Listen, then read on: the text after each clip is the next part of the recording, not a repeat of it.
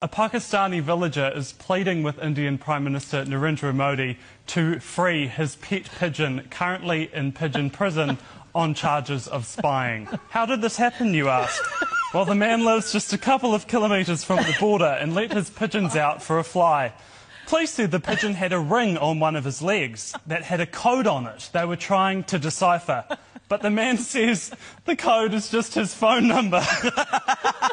He apparently owns a dozen pigeons and says India needs to stop victimising innocent birds. I think the worst thing is that villagers captured the bird and handed it over to police. And apparently this has happened a number of times over the years. Wow. Here's a picture I got of the pigeon in pigeon prison. In a cage. Oh, my giddy aunt. Excellent. And that's the latest news on BFM.